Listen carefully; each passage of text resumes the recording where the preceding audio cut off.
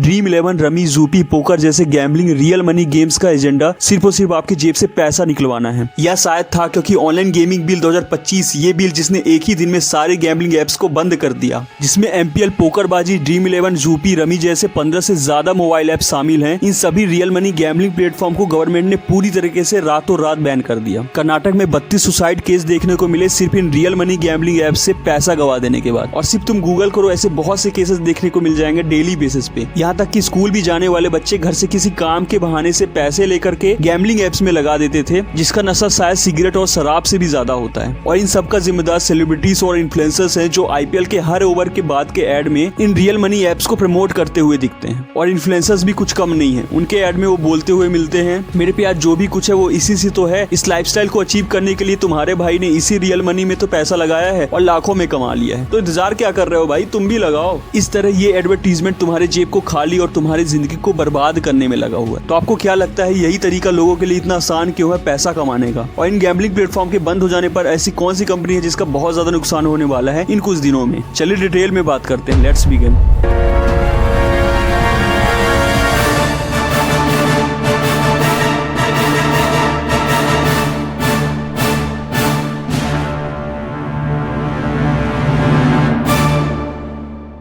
India में batting और gambling का कल्चर कोई नई बात नहीं है। पहले भी लोग गली मोहल्ले के क्रिकेट मैच में या फिर टेलीविजन में आने वाले मैचेस के लिए बैट करते थे कि चल इतना पैसा लगाते हैं, अगर मेरी टीम जीती तो सारा पैसा मेरा और अगर मैं हारा तो पैसा तेरा। कुछ इस तरह कभी न कभी लोग पैसा लगा के खेल का मजा बढ़ाते रहे हैं। लेकिन पहले जो काम चुप चुप के ऑफलाइन होता था, जो कि अनऑर्गेनाइज था, वही बैटिंग अब इन कंपनीज में ऑनलाइन और ऑर्गेनाइज तरीके से कर दिया है। अब घर घर में स्मार्टफोन होने और इजी KYC कर लेने की वजह से बच्चे भी तुम्हें चाय के नुक्कड़ पर ऑनलाइन खेलते मिलेंगे। Dream 11, Betway, MPL, fair play, rummy circle, परी मैच जैसे प्लेटफॉर्म ने बैटिंग को एक गेम जैसा प्रेजेंट किया है, जहां साइन करते ही आपको बोनस मिलता है, जो कि एक वर्चुअल पॉइंट की तरह है, जो कि रियल मनी नहीं है। और दोस्तों को बुलाने पर आपको एक्स्ट्रा पैसा भी मिलता है और जीतने के बाद आप इस पैसे को अपने बैंक अकाउंट में विड्रॉल भी कर सकते हो। और आज के यूथ के लिए ये ऐप एक तरह का शॉर्टकट बन गया है बिना मेहनत के पैसा कमाने का। और सॉरी, मैंने बिना मेहनत का क्यों बोल दिया, क्योंकि ये कंपनीज अपने इन गैम्बलिंग गेम्स को चांस गेम नहीं बल्कि स्किल बेस्ड गेम बताती है। मतलब इन गेम्स को जीतने के लिए आपके पास स्किल होनी चाहिए। एक सर्वे के हिसाब से सिर्फ 2023 में इंडिया का गैम्बलिंग और बैटिंग मार्केट 1.5 लाख करोड़ से भी ज्यादा का था। ये एक ऐसी इंडस्ट्री है जो दिन ब दिन बढ़ती ही जा रही है। पोकरबाजी के एक एम्प्लॉय से बात किया गया तो उसने बताया कि एक टेबल में 95 लोग रियल मनी लेकर के बैठते हैं और उसमें से 5 लोग कंपनी के होते हैं जो पॉइंट्स या टोकन लेकर के बैठते हैं। अब कंपनीज के लिए कॉइन देना कोई बड़ी बात नहीं है, बस एक क्लिक में कॉइन दे दिया जाता है। अब सोचो कोई बंदा 2 लाख रियल मनी लेकर के बैठता है और सामने वाला बंदा 2 लाख टोकन या कॉइन लेकर के बैठा है, तो जाहिर सी बात है उसके लिए ब्लफ करना बहुत ज्यादा आसान हो जाता है, क्योंकि उनको अपने पैसे गवा देने का कोई डर नहीं होता। जो अनऑर्गेनाइज ऑफलाइन मार्केट है गैम्बलिंग का, उसमें एज रिस्ट्रिक्शन होता है ताकि 18 साल से कम का बच्चा कोई इसे ना खेल पाए। लेकिन जब से ये ऑनलाइन गैम्बलिंग आया है तब से बच्चे जो कि 13 से 14 साल के हैं वो भी अपने रूम में बैठकर फोन से गैम्बलिंग कर सकते हैं। अब सवाल ये उठता है कि आखिर गवर्नमेंट ने गैम्बलिंग ऐप और बैटिंग ऐप को बैन क्यों किया? तो देखो, इसका जवाब एक या दो रीजन नहीं है बल्कि बहुत सारे फैक्टर्स हैं, जिसकी वजह से इसे बैन करना ही बहुत सही ऑप्शन है। पहला रीजन है फाइनेंशियल फ्रॉड का। इसमें इन एप्स के चक्कर में लाखों लोग अपने लाइफ की सेविंग्स तक गवा बैठे, जिनको लगता है कि वो बहुत ज्यादा जीत जाएंगे। और इसमें सबसे ज्यादा होते हैं यंग मैन और बॉयज। लोग सोचते हैं कि थोड़ा पैसा लगाकर मेरे पास इतना गुना पैसा हो जाएगा, तो वो पैसा लगाता ही रहता है। फॉर एग्जाम्पल, एक बंदा है जो 20 से 30 हजार महीने का कमाता है, वो अपने रूम में बैठकर गैम्बलिंग एप्स में पैसा लगाने लग पड़ता है और उसके पैसे खत्म हो जाते हैं और सैलरी आने के पहले उसे और पैसा लगाना है, जिससे कि इनिशियली लगाए गए पैसे को रिकवर कर सके। तो अब वो क्या करेगा, किसी से उधार लेगा और फिर पैसे लगाएगा, बस इस चाह में कि मेरे पैसे तो रिकवर हो जाएंगे, बस इस बार तो मैं जीत ही जाऊंगा। और तब तक लगाता रहेगा जब तक उसे ये समझ में ना आ जाए कि मैं बहुत ज्यादा कर्जे में डूब गया हूँ। इससे उसके साथ उसके फैमिली में भी बहुत ज्यादा परेशानी होने लग पड़ती है। दूसरा रीजन है एडिक्शन का। गैम्बलिंग को एडिक्शन बताया गया है कि जैसे अल्कोहल या ड्रग का नशा होता है, जब तक हमारा दिमाग सेटिस्फाई ना हो जाए तब तक हमें मिलता ही रहना चाहिए। वैसे ही गैम्बलिंग में जब तक कमाने की भूख खत्म ना हो जाए तब तक पैसे लगाते ही रहते हैं। और कुछ लोग तो अपने पैसे को सिर्फ रिकवर करने के लिए लाखों करोड़ों गवा देते हैं, बस इस चाह में कि मेरे लगाए गए पैसे वापस आ जाएंगे, जो कि कभी नहीं आता। कर्नाटक और तमिलनाडु जैसे स्टेट में गैम्बलिंग के नशे के चलते सुसाइड केसेस आए दिन देखने को मिलते हैं। अब आता है सबसे डेंजरस रीजन, जो है क्राइम का। जितना गैम्बलिंग का नशा बढ़ता है उतना ही घरों में झगड़े, डोमेस्टिक वायलेंस और चोरी जैसी चीजें भी बढ़ती जा रही हैं। कई जगह तो सिचुएशन इतना सीरियस हो गया है कि लोग अपनी जान तक देने में आ गए हैं।